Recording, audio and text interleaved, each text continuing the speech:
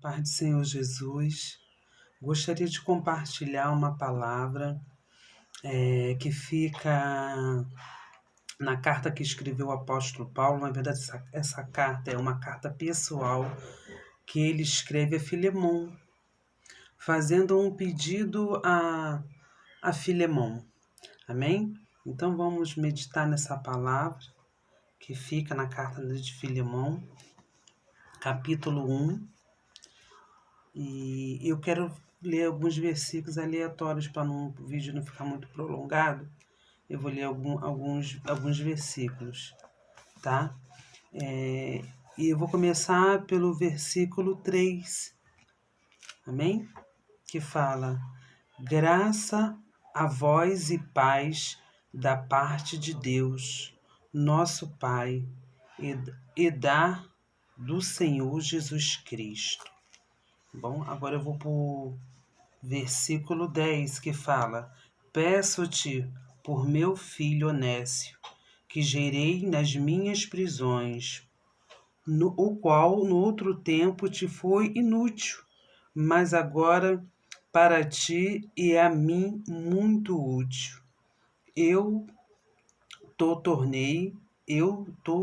tornei a enviar, e tu torna a recebê-lo, como ao meu coração. Eu bem o que quisera conservar comigo, para que por ti me serviste na prisão do Evangelho. Eu vou pular para o 17. Assim, pois, se me tem por companheiro, receba-o como a mim mesmo. E se te fez algum dano ou te deve alguma coisa, põe isso na minha conta.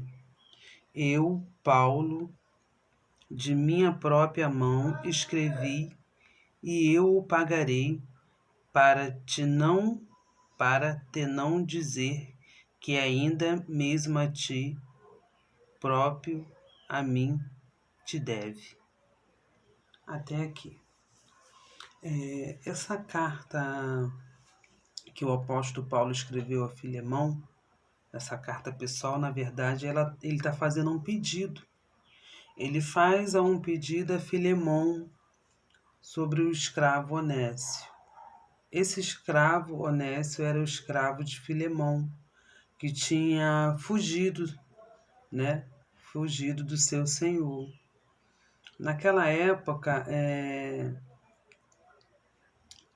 como que eu posso dizer? Naquela época não, Filemão, na verdade, ele era um homem de muita posse, era um homem muito rico. Então ele podia ter vários escravos. E ele tinha. E um desses escravos dele era o Onésio, no qual ele fugiu. E nesse meio tempo que ele fugiu, ele acabou se encontrando com o apóstolo Paulo na prisão. E ali o apóstolo Paulo, eu creio que teve ciência de tudo que aconteceu, que eu creio que o próprio escravo Onésio deve ter falado para ele tudo o que tinha acontecido. E ali o apóstolo Paulo ganhou o Onésio para o Senhor Jesus. Ele se converteu e se batizou pelas mãos de Paulo. E Paulo, eu creio que Paulo deve ter conversado com ele, e ali ele se arrependeu por aquilo que ele deve ter feito. Eu creio que ele deve ter defraudado alguma coisa de Filemão, porque ninguém está fugindo de algum lugar, ninguém está fugindo à toa, está fugindo porque fez alguma coisa.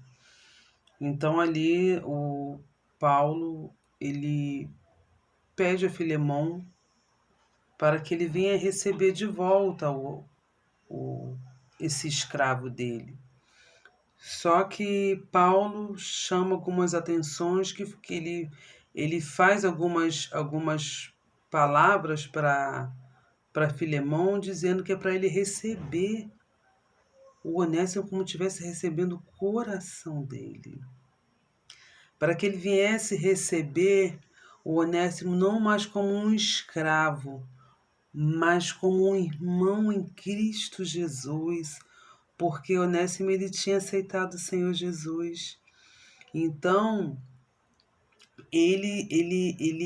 eu creio que isso ele se arrependeu, né, de tudo aquilo de errado que ele deve ter feito, né? E ali ele queria voltar para poder consertar, né, aquilo que ele tinha feito de errado. E ali Paulo toma suas dores e fala para Filemão para receber ele como se estivesse recebendo seu próprio coração, né? E se por acaso ele defraudou alguma coisa, que Paulo pagaria todas as dívidas deste homem. Que lição é essa? Que aprendizado é esse que a gente tira dessa pequena carta, dessa carta ao Filemão, que é o Paulo Paulo escreve, uma carta de tão grande sabedoria, porque antes dele começar a entrar, antes dele começar a querer chegar para falar do escravo, ele tratou Filemão com saudações de amor, com palavras de aquebrantamento, com palavras de amor, né?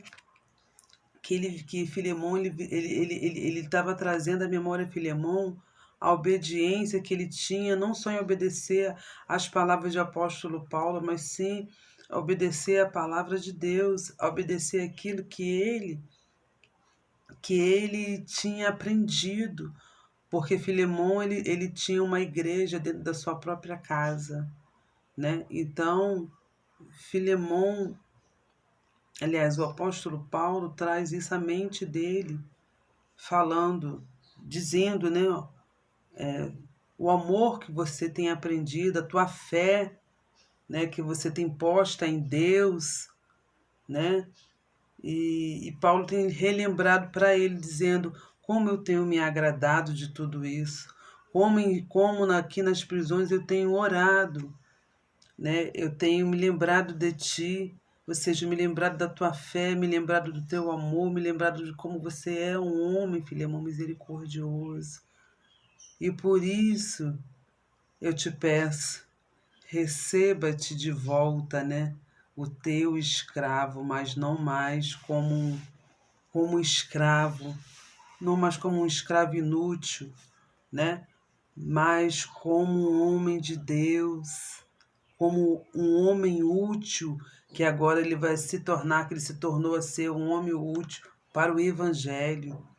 Ou seja, ali, na verdade, Paulo estava até te falando, querendo dizer, até mesmo essa carta que ele tem de escravo, tira ele como escravo, dá a carta de euforia para ele, porque ele agora ele vai ser útil para a gente no nosso evangelho, porque ele aceitou Jesus, porque ele se converteu, se batizou, se arrependeu, não quer mais fazer mais as mesmas práticas, não quer mais defraudar mais ninguém. Então, Filemão, aceite ele de volta como meu coração, né? Meu Deus, que coisa linda! Quem um de nós faremos tal coisa como essa, sabendo que um homem que roubou, não foi o caso de Filemão, matou, né? Ele defraudou, não fala o quê, mas fala que ele defraudou alguma coisa desse seu senhor. Mas quem de um de nós que vamos ter esse amor tão grande como o apóstolo Paulo teve, de ajudar a esse homem que roubou, a esse homem que defraudou, né? E assim por outros homens que devem ter passado na prisão ali com ele, né? Até mesmo o homicida, né? O prostituto, o homem sanguinário, né? O que leva a gente ter esse amor tão grande de Deus a ponto da gente enxergar essa pessoa com um olhar de amor, né?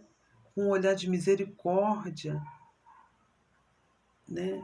É inexplicável esse amor.